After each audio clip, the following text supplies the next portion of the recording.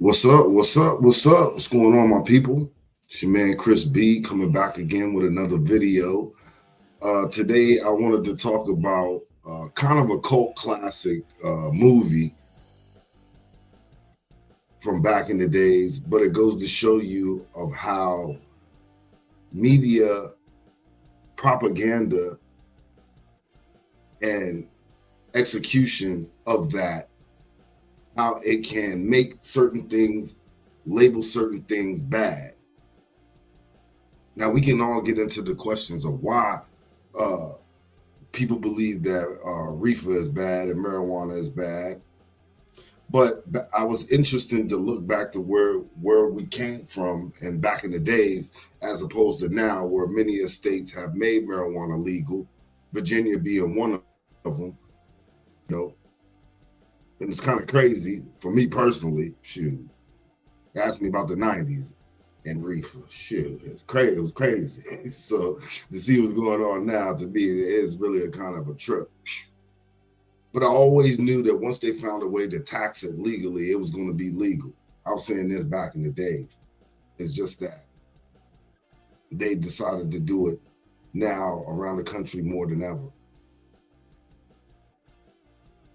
But it got me thinking about the old propaganda, the where they put it out there. They said, from what I've seen and what they've talked about and what I've looked up so far, that before until the 1930s, everything was okay.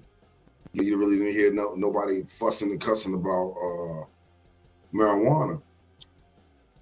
But I guess in the 30s there was a concerted effort to shut down marijuana. Some believe. I'm just telling you what some believe. It was in the era of segregation and stuff like that, and black people didn't really have much anyway. But those that was in the South and maybe have roots to some of the native Indians that was there was always growing marijuana. And in some of these segregated places in the South where black folks congregated, we like to smoke a little tree, listen to some music, play some music, dance, have a good time. Which is something all people can relate to. But at that time, in social situations, that was frowned upon for some white people to go party amongst black people. But a lot of them behind the scenes were doing it. In particular, white women. And me personally, I just believe that became a problem with the powers that be, being that a lot of people that's really into that, white power stuff, they really know about numbers. It's all about a numbers game with some certain white supremacists, the real white supremacists. I'm not talking about those ones you see with skinheads and Aryan Nation, the real ones at the top, tip top of the power structure. They look in the numbers. And even back then, they knew birth rate numbers were going down.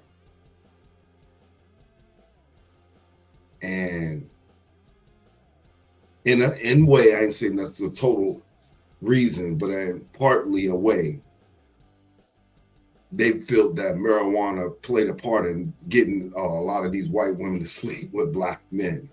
Some people believe that. You can choose to believe otherwise, but some people really do believe that. They believe that that's why they put a lot of these things in order to stop white women from sleeping with black men. But how far we've come with Mary Jane is crazy to me. And to look back on some of the early propaganda, it must have scared the bejeebies out of folks at the time. It's crazy for us to see now as opposed to then.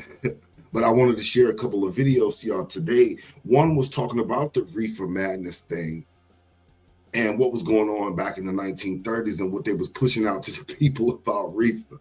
You should see the comments on this junk. For a lot of people that smoke weed, they was really having a ball with that. And it is funny.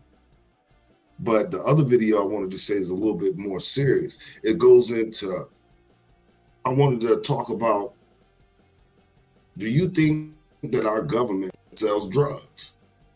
A lot of people do, in particular the CIA, because of the nature of them being so covert and all that stuff. But I tend to believe that our government gets money whether legally or illegally. Now, I've said that before. A lot of people forget about that. And part of that, I do believe, was facilitating drugs in the communities, especially Black communities, in the 80s and 90s. A lot of people were persecuted for reporting on that back then. In particular, anybody that talked about that stuff. So it was an act of bravery if you came forward and talked about what the government was doing wrong, and especially if it affected Black people. Because is there a, quote, war on drugs, y'all? Is there a war on drugs? You know, a lot of people speculate and believe that the government knows where all of these poppy fields that they talk about is. And in these areas with all these smart missiles and all that stuff, if it was really a war on drugs, like they said it was, what do you think they would just go and surgically take out all of the fields, all of the manufacturing plants? You wouldn't declare war on the cartels as a national threat and wouldn't have backing by the American people for the most part? Now, let's be honest about it. If people want to find their drugs, they're going to find their drugs no matter where they're going to get it from. But if it was really a war on drugs like they said it was, I think that they would have been surgically took out all of the suspected cartels and drug dealers all over the place. But instead, we keep that thing going. In fact, I believe America is the #1 consumer in the world of narcotics. So think about that for a minute there. Think about that. The #1 consumer of narcotics in the world is spending money on drugs. And let's not talk about prescription drugs. Ain't they dope dealers too? But I guess you can't, I'm sorry. Don't unalive me, please. I said it before, don't unalive me. I know they say you can't talk about, you ain't supposed to talk about what Big Pharma does, but ain't they dope dealers too? But first up, you know, we're gonna share this video about Reefer Madness so you can see what these people was talking about back in the days. It's real crazy, man. Here we go. Boys and girls are having a hop at the local soda fountain. Innocently, they dance. Innocent of a new and deadly menace lurking behind closed doors. Marijuana, the burning weed with its roots in hell. In this film, you will see the ease with which this vicious plant can be grown in your neighbor's yard, rolled into harmless-looking cigarettes, hidden in an innocent shoe or watch case. In this startling film, you will see dopesters lure children to destruction. We're going over to Joe's place. Why don't you come along? We have a date to play instead of doubles. Oh, you can play anytime. Come on, we'll have some laughs. Can I go on with you? Sure. Hey, I'll see you at dinner, sis. If you want a good smoke, try one of these. You will meet Bill, who once took pride in his strong will as he takes the first step toward enslavement. Of course, if you're afraid. Smoking the soul-destroying reefer, they find a moment's pleasure, but at a terrible price. Debauchery, violence, murder,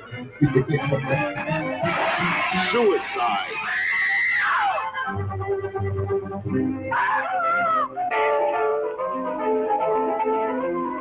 Now hold up, y'all. Now, unless y'all smoking that new stuff out there, got out there, I don't know about nobody I know that's committed suicide off of smoking weed or jumped out a window because they smoked some weed. So I already, they tripping on this one.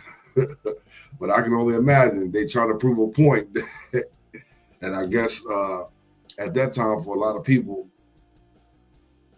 that's from that generation, they really took that wholeheartedly. It was marijuana. It's from the devil.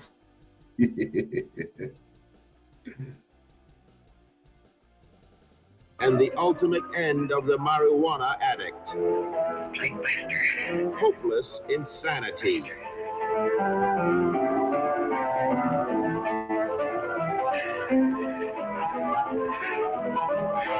See this important film now, before it is too late.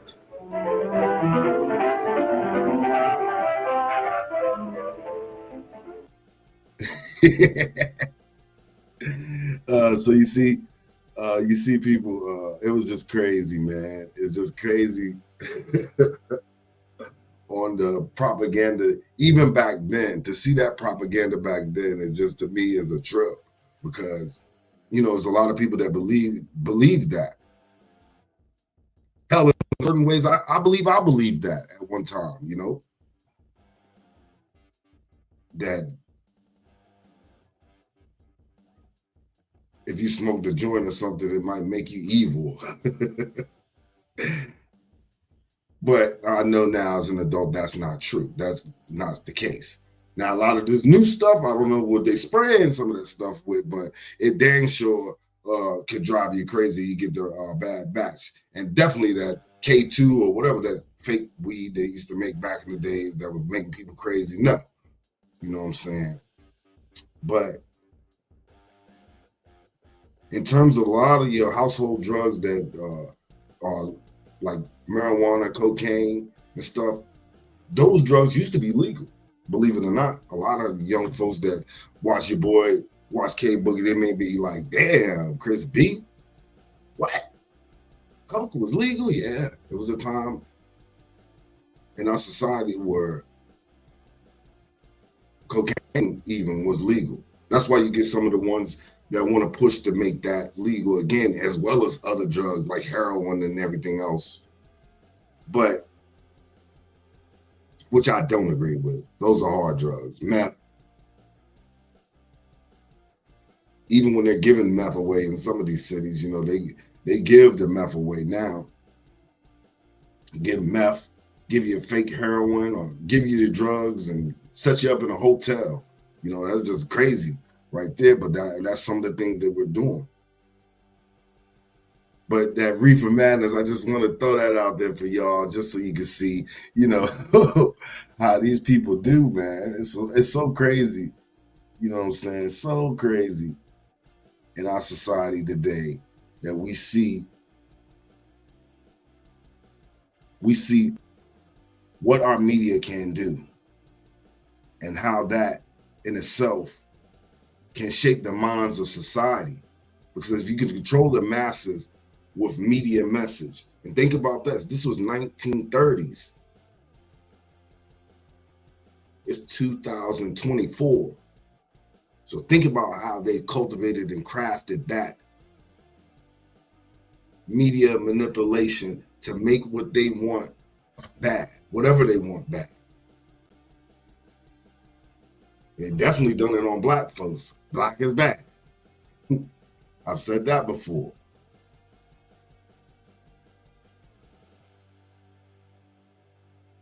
So it's easy to see how they could manipulate people into identifying what weed. Once you identify weed is bad and black is bad, so why are you over there with all that bad, white folks? That's basically what they was telling the people back then.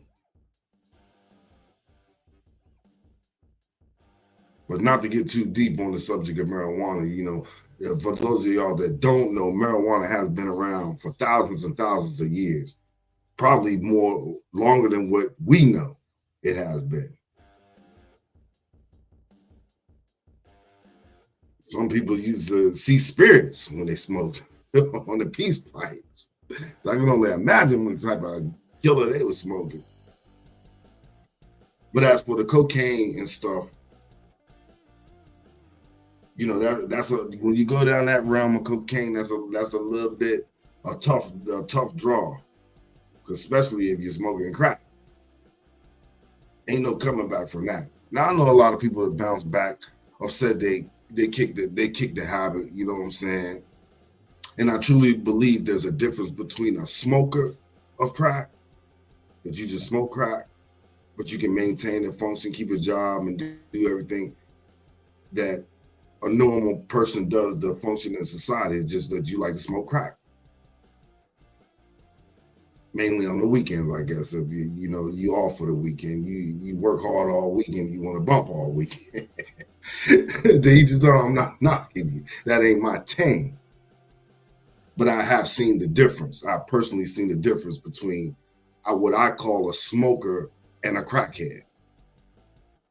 Y'all know what a crackhead is gonna do. Any and everything you do to get that next hit.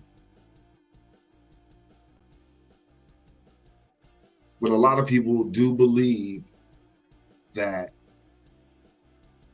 although crack cocaine had run rampant in Black and urban neighborhoods, that the puppet master behind that was some of the people that worked in the CIA. And when certain people came forward to talk about it, it seemed like they were silenced. And this was before the internet, y'all. So I wanted y'all to see this video to see what y'all thought about, do you think that our government sells dope? We'll see.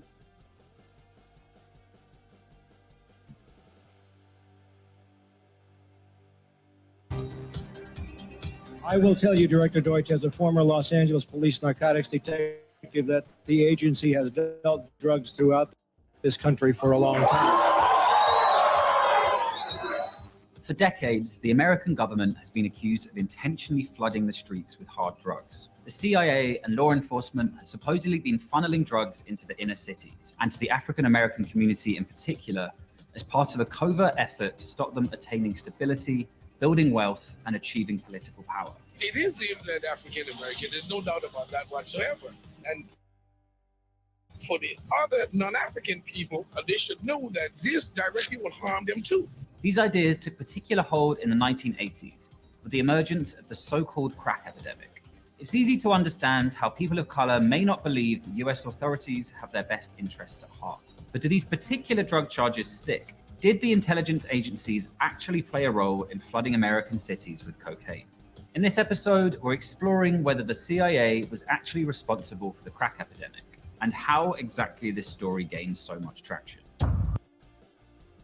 Do you want to see how much money you're eligible for? If you were in a car crash within the last 2 years, that was not your fault.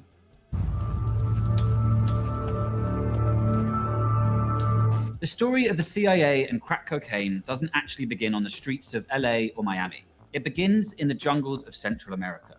In 1979, the dictatorial government of Nicaragua was overthrown by socialist revolutionaries called the Sandinistas. In response, right-wing groups known as the Contras began a brutal paramilitary campaign, receiving money and weapons from the CIA as part of the Cold War struggle against the Soviet Union. If we cut off the freedom fighters, we will be giving the Soviets a free hand in Central America, handing them one of their greatest foreign policy victories since World War II. But in 1982, Democrats in Congress passed laws to cut off support for the Nicaraguan rebels. So the Contras and their CIA backers had to find new ways of funding their struggle. What they found was cocaine. By the late 1970s, more people in the US were snorting coke than ever before. Most of it imported from Colombia. In the early 80s, smokable cocaine, or crack, exploded across American cities. This proved to be a gold mine for countless organized crime groups, even those backed by the CIA. Today, cocaine and marijuana are found throughout our society from top to bottom.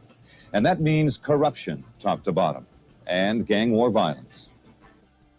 The Contras were soon linked with Colombian cartels, and in 1985, reporters Robert Parry and Brian Barger broke an almost unbelievable story. They claimed Nicaraguan rebels were involved in cocaine trafficking, and that not only did the CIA know about these activities, they allowed them to continue in order to help fund the Contras' war effort. Now see what he just said about, dang, they had to find new ways of funding, and that's what they found. And these two reporters initially found that out and reported on it. And as always, most of them get silenced. And it's real sad, it's sad to see. It's sad to see that part of the game to where, you're trying to expose that some of the problems within our society come from our own government. And if those of y'all brave enough to come forward with that, you get ostracized and banished. And isn't it like that now for telling the truth? Seems so. But at least back then, it lets me know, was there a targeted effort to put crack cocaine in Black America? Now, as everything else, once they beta tested in Black America, it spreads everywhere. And that's what crack did. So white people, Asian people, Spanish people, all people were affected by crack cocaine, but they eventually beta tested a lot of that in the Black communities. Because cocaine, regular cocaine, was a rich man's drug. It used to be known as a rich man's drug, so you couldn't just get it. You know what I'm saying? But once crack hit the scene, I guess it was cheap. The high was incredible. But it didn't last long for what the people say. You know what I'm saying? I used to be, I guess you could be an investigative reporter. I used to ask sometimes. I asked what it's like. What was it like? Some people might have believed that your boy might have got on the biscuit. But trust and believe, I have not. I have not partook in the biscuit. To each his own, though. Whatever you want to do. I'm not judging. But the bigger point of the matter is that a lot of people believe that the CIA was involved in facilitating drugs through our communities, throughout America. And then you go after the people that you facilitated the dope to. So there's your war on drugs right there, people. There's your war on drugs right there in your face. They give you all the dope you want, but your plug might be the police. And then in the end of the day, he give you up. Like they did Freeway Ricky Ross, the real Rick Ross. I know some controversy back in the days behind that, you know what I'm saying? A certain person made a lot of money off the name Rick Ross, but you know what I'm saying? There was a real Freeway Rick Ross. And y'all should definitely check his story out. They show a little glimpses of that in this video, but he does have a whole big story that I believe it is out on YouTube, or you could go look it up and they tell his story. Good story to tell, but let's continue.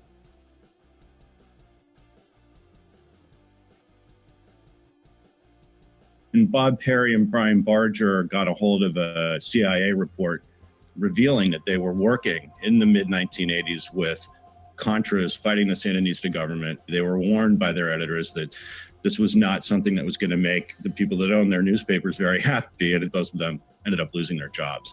At this point, the CIA strongly denied that they were involved in the drug trade. But on the streets, the rumors began to spread that the government was either actively or passively allowing crack to be sold.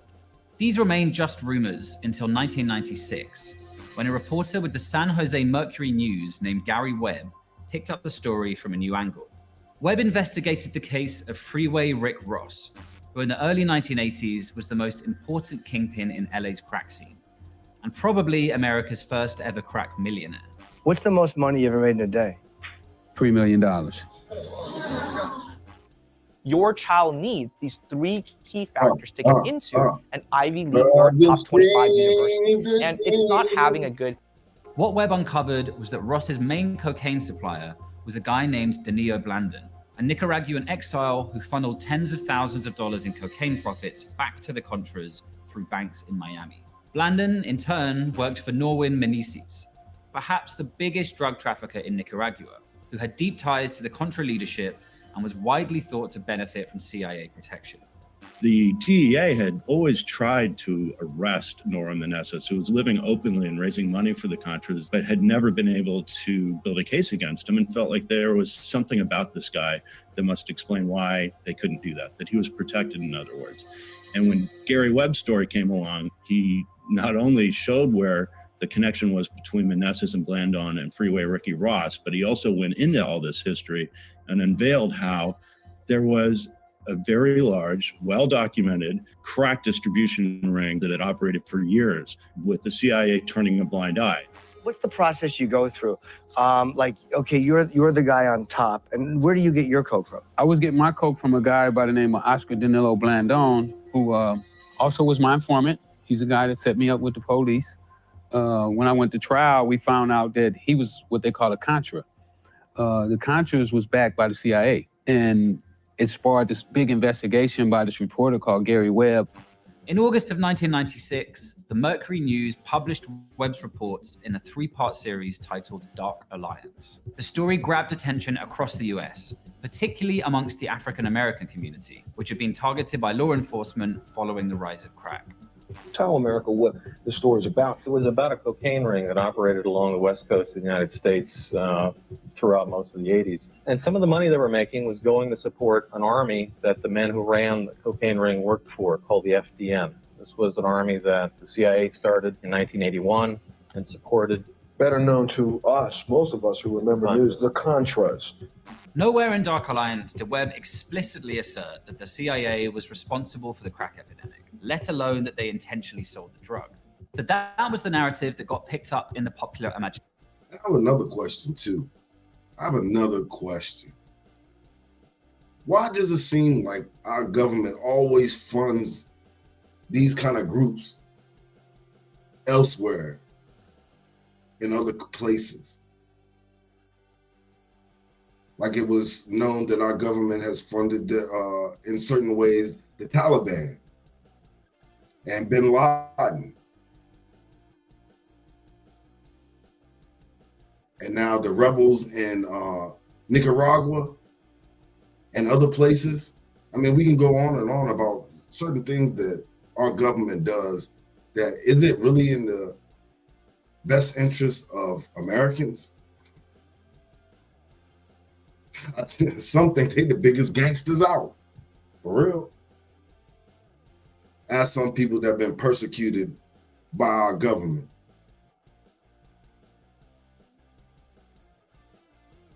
So before you look at the average dope dealer on the corner slinging dope, take a step back sometimes, if you will, and look at that big picture. Good God. That your government, our government, could be involved or was involved and still could be. Who knows?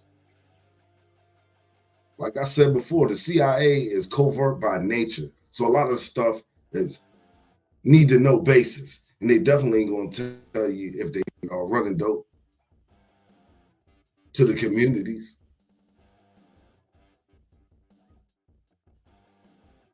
That would definitely not be a good look for the government. But they'll definitely get that money behind the scenes.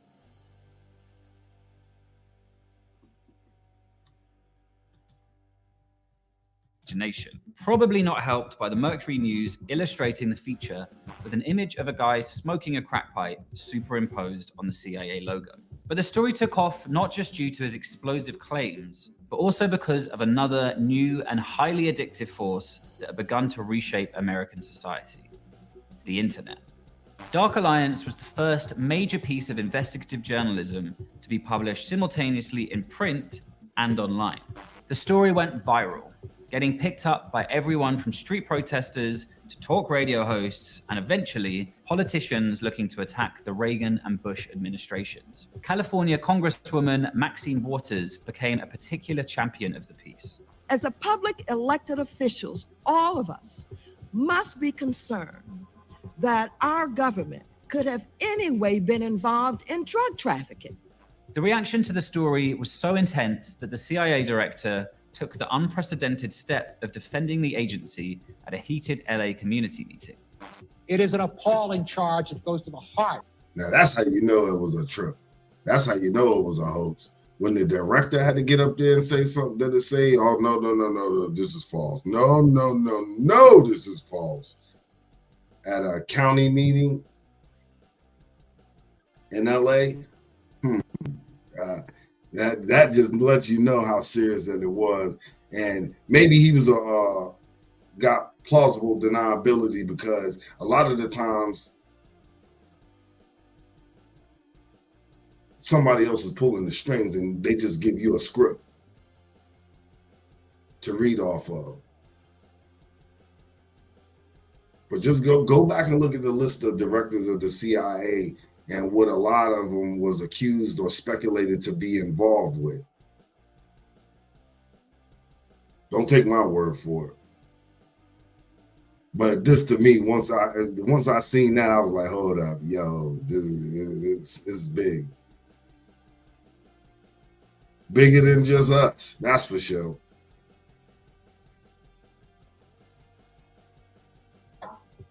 Of this country. I will get to the bottom of it, and I will let you know the results of what I found. How are we supposed to trust the CIA official to investigate themselves?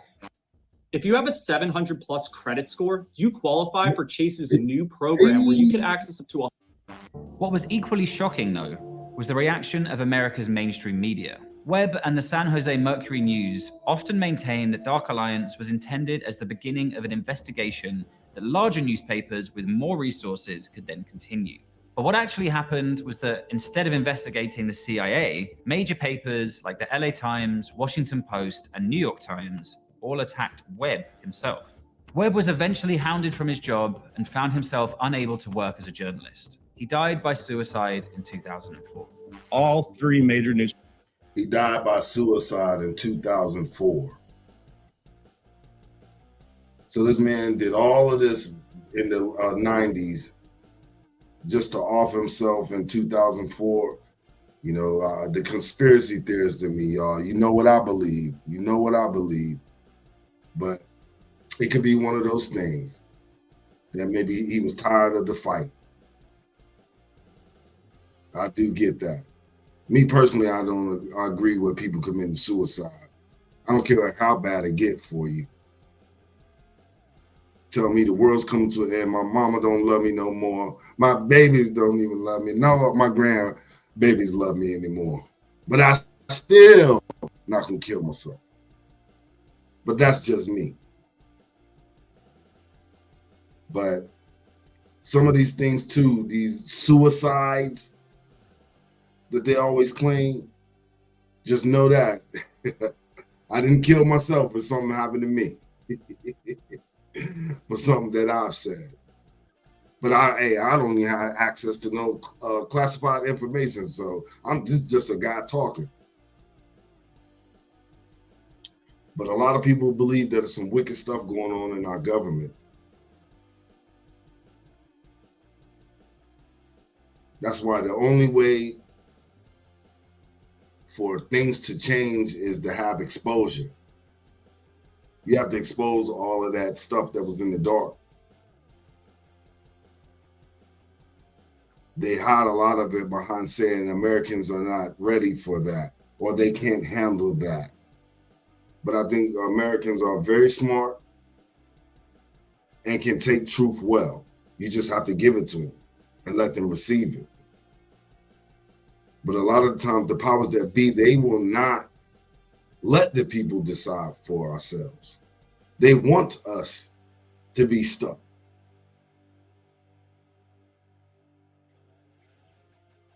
That's why I think in a lot of ways they said, wait a minute, they went for trying to be against drugs back in the days to say, this is a form of control. We keep them doped up and entertained on television and sports all the time, and they'll be doing our job for us by just voting a certain way we want. Media manipulation at its finest. And they've been crafting that skill for a long time. But it's a shame that people like Gary Webb, has to, in the end, off himself when he felt he was doing the right thing at the time. Now, those of us that got trapped up in the dope game, because a lot of it, easy money. You know what I'm saying? I could see, like I said before, I could see why scholars and stuff from back in the days that was trying to, especially in the Black community, that was trying to be poor, righteous teachers and uplift the community and uplift the brothers, how they was flooded out by the dope game. Because that was just so much easy money that Pookie and Ray Ray became kingpins, the local kingpins on the block. And that message that poor righteous teacher was trying to give to the youth or give to his people was drowned out. Wasn't nobody trying to hear that. But I could put $3,000 in my pocket in a day for some people.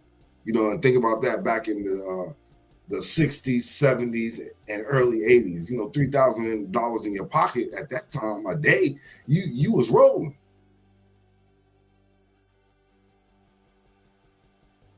So for many young Black youth, that was generational wealth, believe it or not. The dope game was generational wealth. So many took that journey into the street life. Was it right? No. But if the streets are flooded with dope and you seeing that opportunity in your face to make a quick buck, what would you do? But let's continue.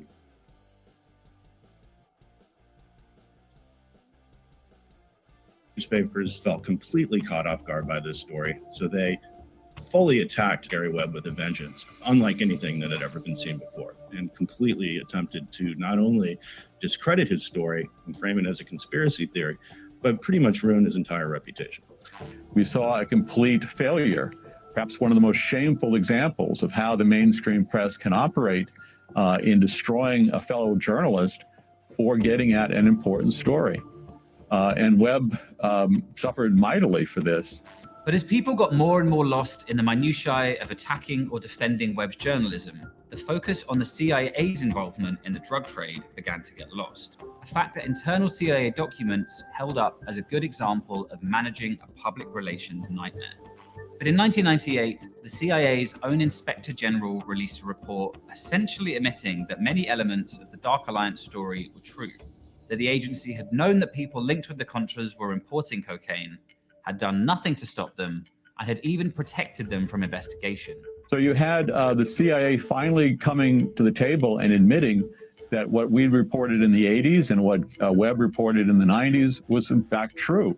Mr. Meneses was actually indicted in 1984. He was known within my own sources in DEA told me he was known as El Rey de la Droga, the king of drugs. He was in more than 40 files and indicted mysteriously, and people within DEA say that it was CIA intervention that kept this sealed indictment from ever being opened. In one case detailed in the report, when traffickers linked to the Nicaraguan king of drugs, Norwin Meneses, were busted in San Francisco in 1983, the CIA even requested that tens of thousands of dollars, which had been seized, be returned to the drug traffickers. The CIA admitted that they knew that these guys were selling drugs and had went to the Attorney General and asked the Attorney General, could they not reported because the mission that they were trying to accomplish was so big. It was a matter of U.S. What do they call it? National security? National security. So wait, the U.S., the CIA was allowing this just kind of to happen, the drugs to go in, and they weren't putting it there, but they were allowing it to happen and funneling the money. That's what we believe. This is a complex story, but let's try to answer the big questions. Did the CIA actually sell crack? On the evidence we've got, no. There were no agents. See, that's where Vice News lose me right there. You know what I'm saying? That's where they lose me. Yeah, they did. You talking about based on the evidence, you didn't see nobody. Oh, come on, man. They're not going to have just one of them, their guys there in one of the sunglasses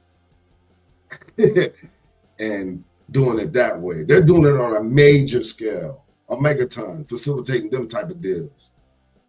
So yes, Vice News. With sunglasses and earpieces, slinging rocks on the streets of Compton. Did the CIA work with and protect major drug traffickers? Yes, absolutely. They've been. But you agreed to that. You agreed to, yes, they protected these people. So yes, they were selling dope too. Come on, man. We're not stupid. That's what I hate about some of these people. They give you a lot of the truth, but then at the end, some of them will say, oh, but nothing to see here. There's nothing to see here, y'all. Forced to admit that publicly. The real tragedy here is that as far as we know, no one from the CIA or the mainstream media even lost their jobs over this. The only people who suffered for it were the journalists who exposed the story and the millions of people targeted by the unjust and racist laws that were passed in response to the 1980s crack crisis. We'd like to congratulate Drugz for winning the war on drugs.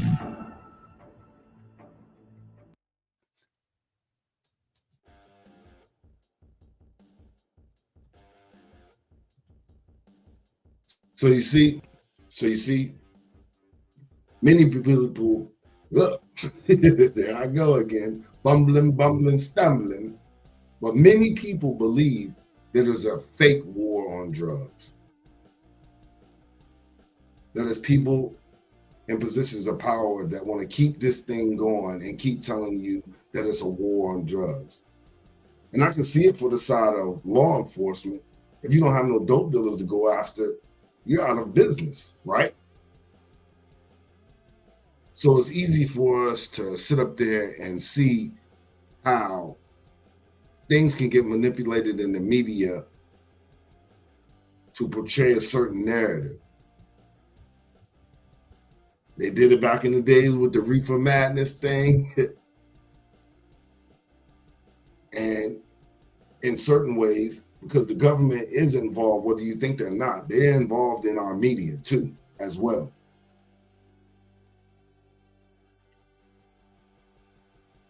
Facilitate dope going into the hoods,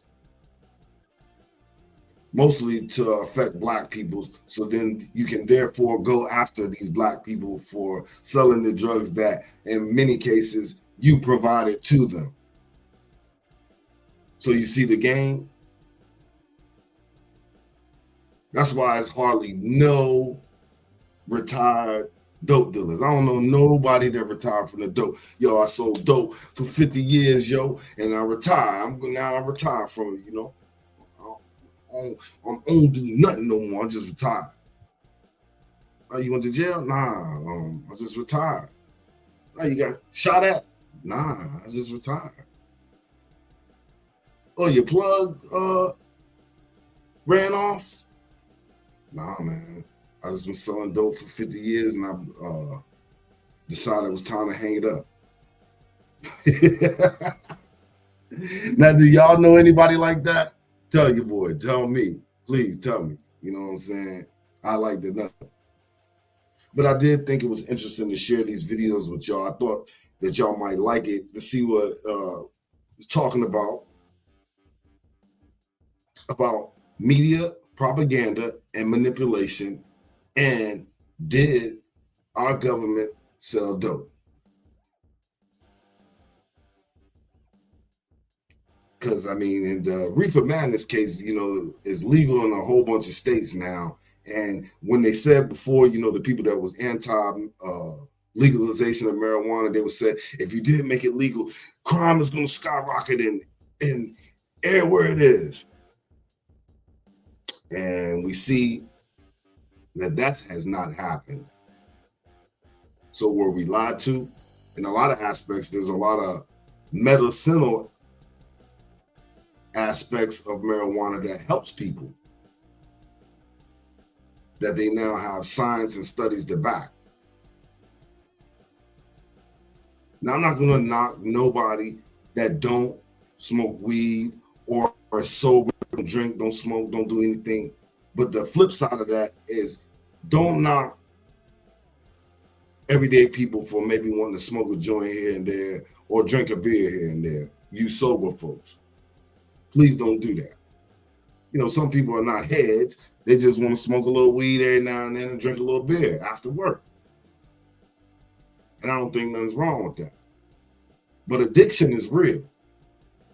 Make no mistake about that. Addiction is real. And I do believe in a lot of ways that, as opposed to many, that marijuana, it can be a gateway. It can be a gateway to other things. You may lose your inhibitions when you're smoking weed, and you may try something else. Yes, it's a choice that you made. You made that personal choice. But in a lot of aspects, if you were smoking, the weed could make you feel more comfortable making that choice. I'm not saying in all cases it's like that. But I do believe that it can be a gateway to other things. I've told my children about that. You know what I'm saying? It could lead you to other things. I can see that being possible. But, you know, some people just want to hit the ground running anyway and want to go all the way with it. And addiction is real. You know, it is like a disease. And sobriety works if you work it. That really is a true statement. If you're trying to get sober, my people, if you're out there struggling with your sobriety, really lean into that. Lean into your 12-step program. For real, for real. It works if you work it. I know it's an everyday battle for some people dealing with addiction. So that's why I have a lot of sympathy for people that out there that's addicted. You know what I'm saying? Get the help that you need if you're looking for your sobriety. But on the big picture thing, we got a whole nother thing that we're dealing with when you got governments facilitating help to the communities that they're supposed to be serving. And you don't know a lot about this stuff in the name of national security, which I think is a problem. It's definitely a problem in our society today. Was I a part of them statistics back in the days? Yes, I was a part of them statistics of young Black men that fell victim to the game. But as any human being, as any adult, you can change. I don't have them thoughts of being out there and doing some of the things I used to do back in the 90s. But we all can change. But I do find it interesting to see that a lot of the times our government are doing things that they shouldn't be doing. And especially for the Black community today, it seems like a lot of this stuff is targeting us.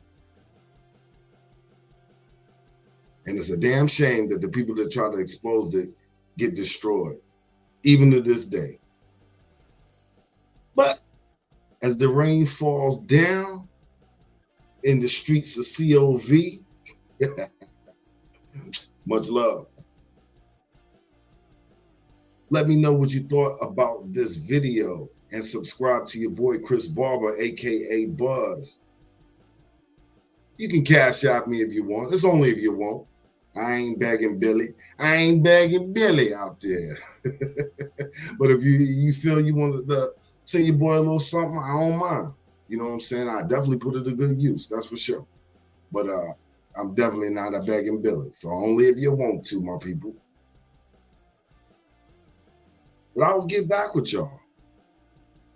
You know what I'm saying? I like talking to y'all. Y'all are cool. Y'all are fun. I rocks with y'all. Catch you on the next one. Peace.